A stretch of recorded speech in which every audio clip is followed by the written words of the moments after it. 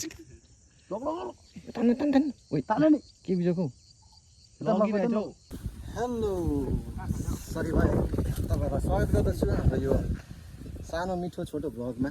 आज पनि हामी चट्टासँगले साथीभाइहरूसँग यहाँनिर मेची दोभानमा उपस्थिति भइसकेका छौँ र माछा पक्रिने क्रम जारी नै भइरहेछ। भाइहरू चट्टासँगले भाइ भान्जाहरू चट्टा यहाँ तयारी हुँदैछन् होइन। आज लगभग भनिसकेको छ भाइहरूले लगभग 3-4 केजी माछा लगेर जानुपर्छ अनिवार्य भनेर यहाँसम्म आएर। ठिकै छ। अब राजुभाइले लोदरे भन्यो कि भरे, तर राजुभाइको माछा परेन लगिन्छ अहिले होइन। यस्तै कुरा हुन्छ। त्यही भएर आज पनि लगभग धेरै टाढो आएको छौँ हामी होइन। मेची दोभान माछा निकै राम्रो सेतो माछा पार्ने भनेर आएको छौँ। हेरौँ के कस्तो हुन्छ।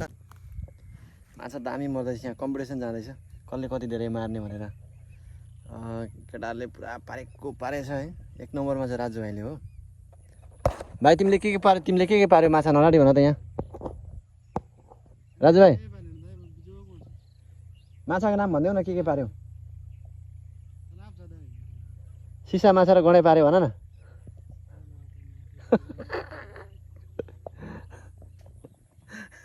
दामी माछा पारेको छ भाइले हो। अनि यता हाम्रो सोमै तामाङ छ है। पुरा दामी सिकारी तरिकाले है बोल्छ खेल्दैछ हो। यता मात्र नर यता पारी पनि छ फेरि हो। सोम त कत्रा सिकारी छ नि फेरि सक्दैन नि फेरि। माछा डेन्जर पारिरहेछ नि। रमाइलो भइरहेछ।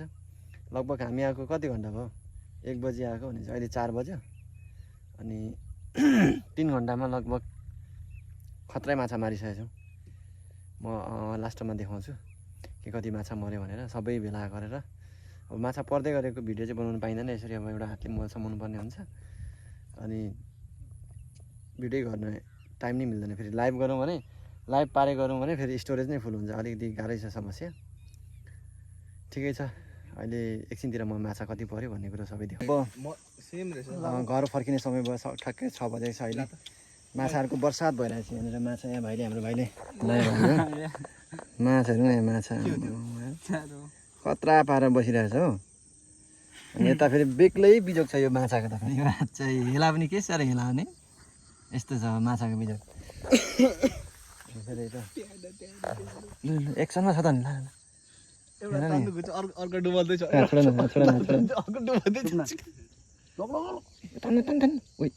के बिजोको यताको लगिसकौ जाउँ न त्यहाँ। लगौ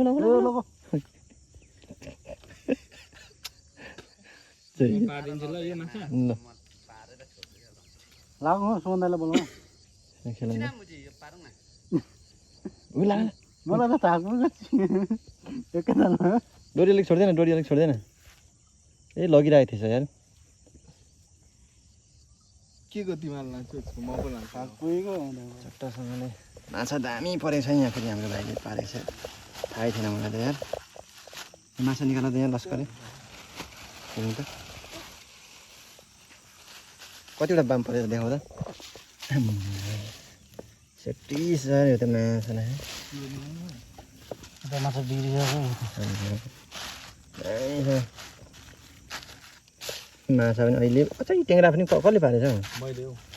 तर गतिलो छ टेङ्रा नि। माछा चाहिँ यस्तो छ। चुरो छैन त नि। सेफ्टी सर माछा। यो त झनै 1 पाउन्ड ज्यादा छ नि। ठिक छ। एकजनाले साग मजाले दामी यसरी निचा के तिरेर निकालेको भित्रै खाएको थियो। यहाँ पुगिरहेको त बामले त्यसरी खाँदो रहेछ। भाइ माछा किलिन्छ है फेरि मान्छेले। त्यो यहाँ ल्याउनु त माछा दामी भएको छ दामी। त्यो पनि निकाल त साँच्ची। त्यहाँ पनि छ त बाम त नि। आज त बामको बर्सातै भएको छ लगभग। यो त दाइको हिसाब भयो। दाइको एकजनालाई चाहिँ छ्याक्कै छाक पुग्छ। मतलब एउटा परिवारलाई मनक्कै पुग्छ। आधी केजी ज्यादा छ नि। कस्तो कुरा गरेको? छ नि हो ज्यादा। झन् 1 केजी नै छ यार। 1 केजी नै छ लगभग। यो दुईटा जोड्दा आधा केजी ठिक छ आज चाहिँ मनक्कै छ यो चाहिँ हातले एउटा परिवारलाई कुहिएछ कुहिनु आँटेछ हौ हात किन फाल्नु केलाएर खाँदा दामी हुन्छ हौ बुढीको कहाँ कुहिन्छ हौ यो माछा यार रुई हो त यो अँ हौ बुढी कुहिन्छ क्या यसको कुहिने केही होइन ठिक छ हामी अब घर फर्किनु लागेको बिचरा सन्जु आतुर छ हौ 2टा बल्छी छ माछा डलिसतिर लगेको होला